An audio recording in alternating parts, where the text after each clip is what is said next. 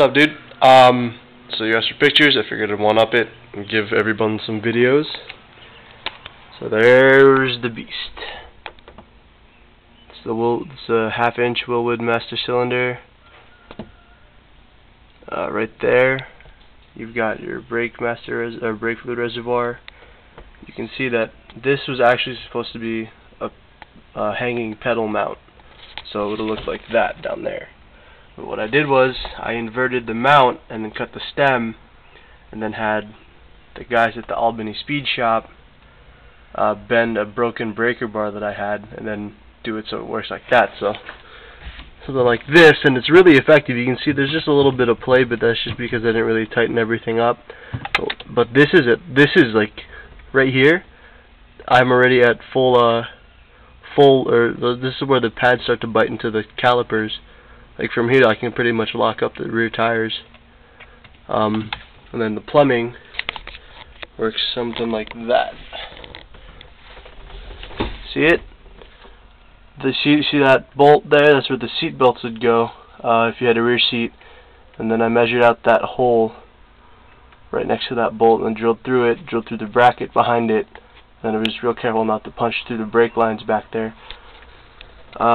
With a 3AN braided fitting, and then from the master cylinder to the fitting is a 1/8 inch national pipe thread fitting to a 3AN, and then we get more braided line under the car. I'm going to crawl under this so you guys can see it.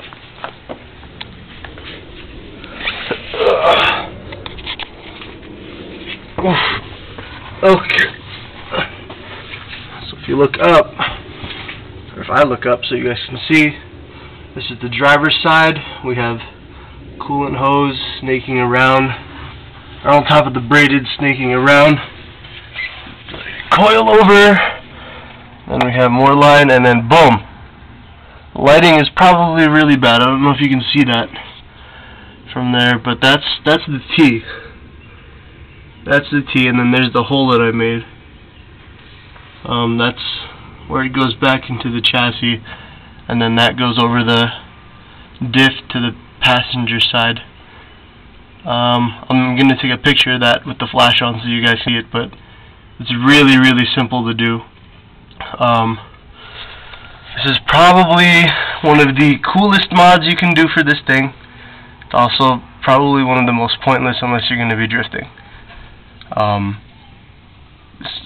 Definitely try and do it yourself, because I was quoted $700 in labor for this. So what we did was, well, I paid the $700 in labor. I didn't trust myself drilling and tapping brake lines, and you know, my safety.